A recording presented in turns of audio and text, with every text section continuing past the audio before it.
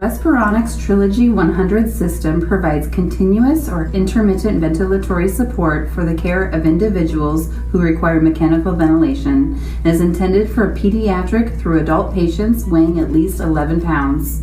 The device is intended to be used in home or in the hospital and portable applications such as the back of a wheelchair and may be used for both invasive and non-invasive ventilation. So this is the Trilogy 100. We're going to go over your front panel. This is the on-off button. This is the silence button. These are your menu navigation buttons. And down here is your alarm speaker. And then for your side panel, we have our AC power cord inlet, our breathing circuit connection, and then our pressure line and exhalation valve lines for your active circuit port. For your back panel, you have your detachable battery. You lift up on the flap and pull the battery out. You can check the battery life by pressing the button. Your battery on a fully charged should last 2 to 3 hours and will only charge inside the ventilator. This is your power cord retainer, serial net connector, Ethernet connector, an external battery connector for your DC power cord, and this is your oxygen valve port.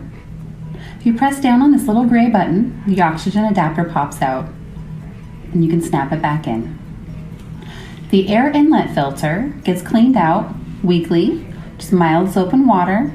Rinse it well and let it air dry before you put it back in. The ventilator can be removed from the vent stand by sliding up on the bracket and then can easily be placed on the back of a wheelchair. This is the secure data card slot. The SD card can record patient usage and therapy information that can be downloaded later. So here the power socket goes into the side and connects, make sure it's turned on at the wall. And you can see at the front that it is turned on and it's plugged in because there's a green light here.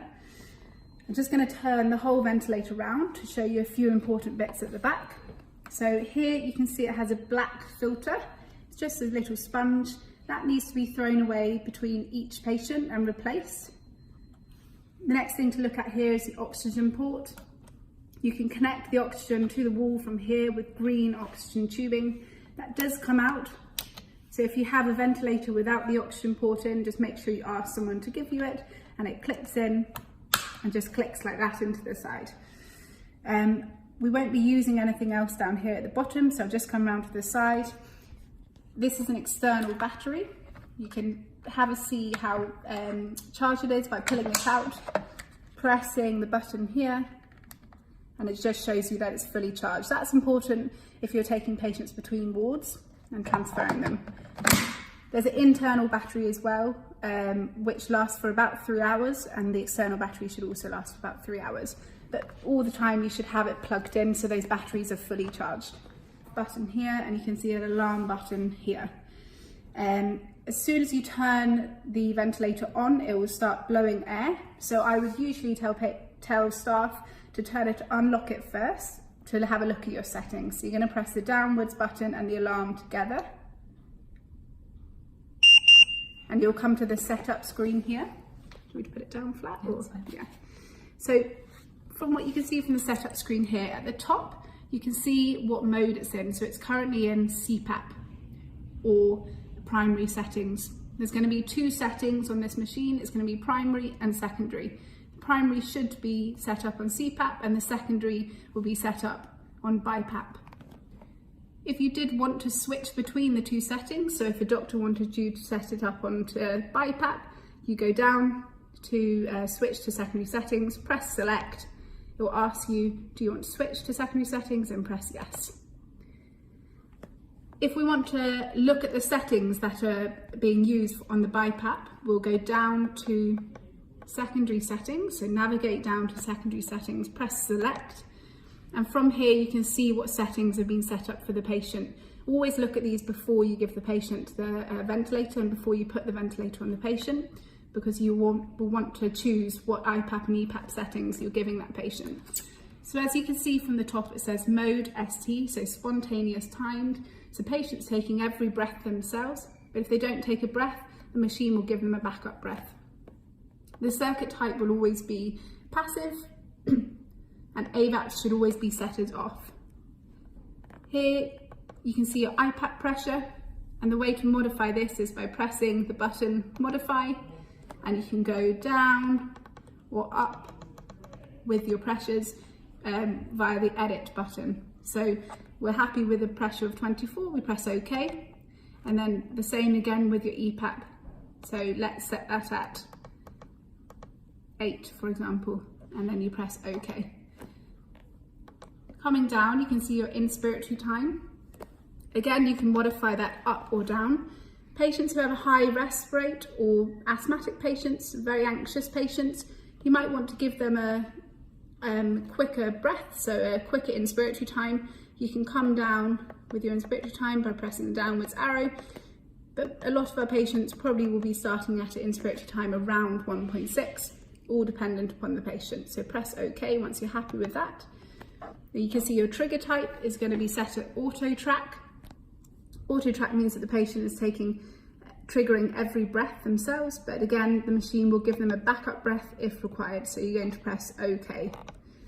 The rise time here, this is the speed at which the patient reaches the highest pressure. So usually averaging, most patients start at about 3, but again, those patients have a high rest rate, might want to start at a lower rise time at 1. Let's put it back to 3 though at the moment. It can go up to 6, but usually patients sit at about 3. The ramp length is going to be set as off, because that's a comfort measure that we usually use for patients who have these in community. And the nebulizer enabled is going to be set as off also. All the alarms on our ventilators are going to be set as off, so you can go down and check that all the alarms are set as off. And then once you're happy with that, you can press finish. And we know that we're on BiPAP setting up here because it says ST.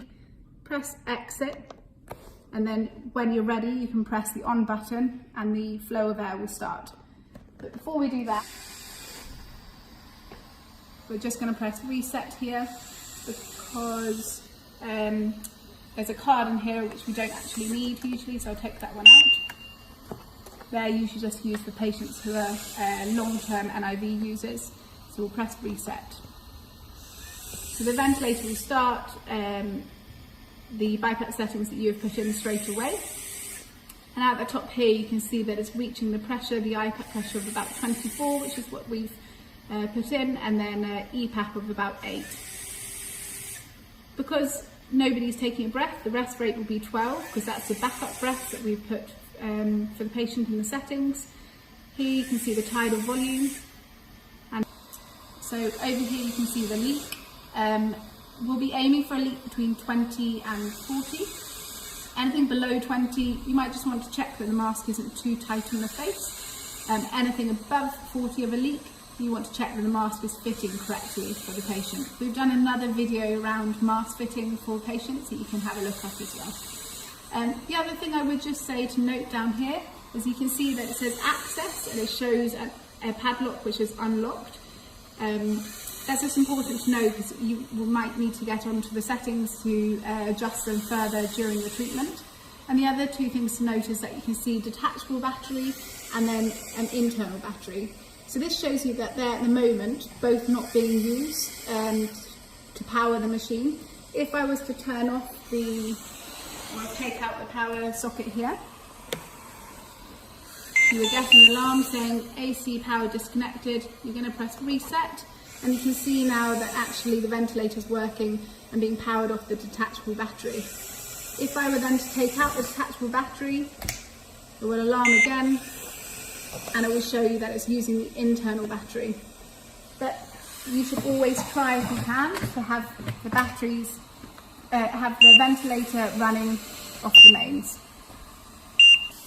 So once you've decided what pressures you're going to give the patient, if for example they are on these pressures and actually they start to deteriorate or their ABGs come back and it shows that actually they need higher pressures, the way to change the pressures they're on is by going to menu, come down to secondary setting, because that's where we know the BiPAP settings are, press select, come down to IPAP, and then you can just adjust the settings whilst it's on whilst the mask is on the patient and whilst it's ventilating the patient.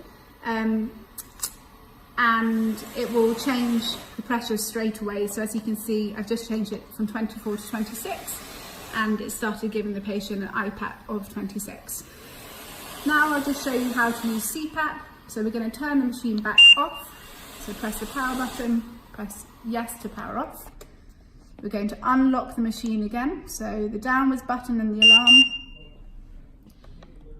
Come down to switch to primary settings, because that's where our CPAP settings are. Press select, press yes, and then come down to your primary settings, press select again. You can see we're on CPAP at the top here because it says passive 1 CPAP, and then come down to your CPAP settings. So you can see that the mode is CPAP, so you're happy with that. The circuit type will always be passive, flex will always be set as off, and then you can see your CPAP pressure here. This is the way that you can change your pressures up and down depending upon how the patient's getting on. You press OK. After that, everything is set as off. So ramp length will be off, nebulizer will be off, and then all alarms will be off. The only alarm that will be on is a default setting, which is within the machine. So if the filter came off the side here, then an alarm would tell you that the filter's off and that the patient isn't connected to the ventilator. So if we press finish and exit, the machine will turn back off. You get the mask onto the patient, you're happy with the positioning, happy with the patient being comfortable on it, and then you're just going to press on again and hear the loud beep, and it will start straight away. And then you can see down here that the patient's having those pressures and taking those breaths. So again, you're looking at your pressure, so we set them about 10.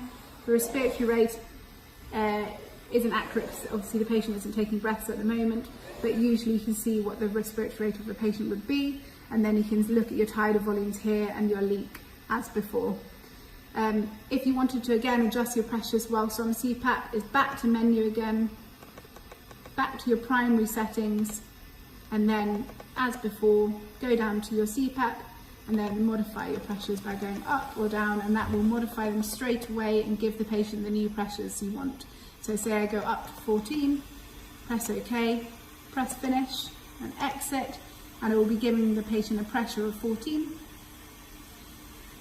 And then you can leave them on that until you need to adjust it further. To turn it off is the off button, power off, yes,